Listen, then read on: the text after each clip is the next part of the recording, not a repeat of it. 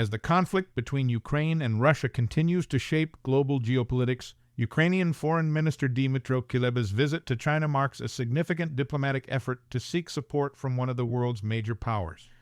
This visit, scheduled from July 23 to July 26, 2024, represents the first high-level diplomatic engagement between Ukraine and China since the outbreak of hostilities in February 2022. The primary objective of Kuleba's visit is to explore ways to stop Russian aggression and discuss China's possible role in achieving a sustainable and just peace. This diplomatic mission underscores the complex web of international relations surrounding the conflict, with China occupying a unique position as a self-proclaimed neutral party with strong ties to Russia. China's stance and previous efforts. Since the beginning of the conflict, China has maintained a delicate balancing act. While presenting itself as a neutral party, China has deepened its no-limits partnership with Russia, leading NATO members to label Beijing a decisive enabler of Moscow's war efforts. Despite these accusations, China insists it is not providing lethal assistance to either side of the conflict. China's attempts at mediation have included sending envoy Lai Hui on multiple rounds of shuttle diplomacy across Europe. In a recent meeting with Hungarian Prime Minister Viktor Orban, Chinese President Xi Jinping emphasized the need for world powers to facilitate direct negotiations between Russia and Ukraine. China also released a position paper in 2023 calling for a political settlement to the conflict. Though Western countries criticized this proposal for potentially allowing Russia to retain much of the territory it has seized in Ukraine. Ukraine's diplomatic strategy. Ukraine's decision to engage directly with China at this juncture reflects a multifaceted diplomatic strategy. By reaching out to Beijing, Kyiv aims to persuade China to reduce its support for Russia and potentially leverage China's influence to bring about a resolution to the conflict. Alexander Gabuev, director of the Carnegie Russia-Eurasia Center, suggests that one of Ukraine's objectives might be to convince China that it should participate in a second peace summit. This follows China's absence from a peace summit held in Switzerland last month, which Beijing protested due to Russia's exclusion from the talks. The timing of Kuleba's visit is also significant, coming after Ukrainian President Volodymyr Zelensky's call during the Swiss summit for Beijing to engage seriously with developing peace proposals. This direct engagement with China could be seen as a follow-up to that appeal, demonstrating Ukraine's commitment to exploring all possible avenues for peace. Economic considerations. The economic dimension of China's relationship with Russia cannot be overlooked in these discussions. China has provided a critical economic lifeline to Russia since the onset of the conflict, offering support to Russia's isolated economy. This economic partnership has come under intense scrutiny from Western nations, with the United States vowing to target financial institutions that facilitate Moscow's war effort. Moreover, both the US and Europe have accused Beijing of selling components and equipment necessary for sustaining Russia's military production.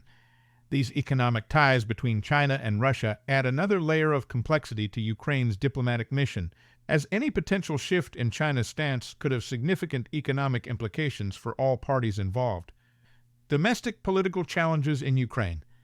While Kuleba engages in high-level diplomacy in Beijing, the domestic political situation in Ukraine adds another dimension to the peace negotiation process. Vitaly Klitschko, the mayor of Kyiv, has highlighted the potential need for a nationwide referendum to legitimize any peace agreement with Russia. Klitschko's comments underscore the difficult position in which President Zelensky finds himself. Any compromise in peace negotiations could be challenging to explain to the Ukrainian public, particularly given the human cost of the conflict. Klitschko went so far as to suggest that whatever move Zelensky makes risks political suicide. The mayor also pointed out that Zelensky's term in office officially expired in May, although he remains in power due to martial law.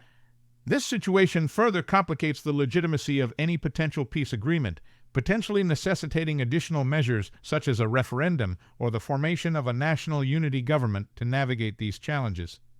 International context and future prospects. The broader international context of this diplomatic mission cannot be ignored. With the United States presidential elections on the horizon, there is a sense of urgency in Ukraine's diplomatic efforts. The outcome of the U.S. elections could potentially shift the landscape of international support for Ukraine, adding pressure to make progress in peace negotiations. Furthermore, The global community's confidence in Zelensky's leadership has reportedly declined significantly, according to recent polls. This decline in international support could impact Ukraine's negotiating position and adds another layer of complexity to the already challenging diplomatic landscape. Dmytro Kuleba's visit to China represents a crucial moment in Ukraine's diplomatic efforts to end the conflict with Russia.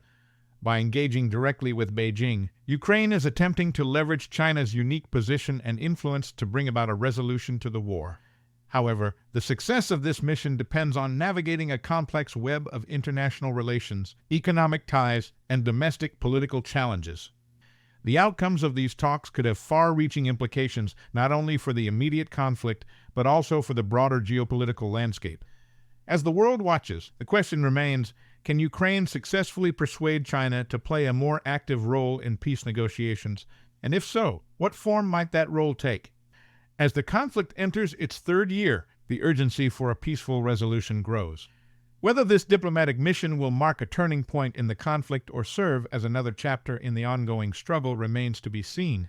What is clear, however, is that the path to peace in Ukraine continues to run through some of the world's most powerful capitals.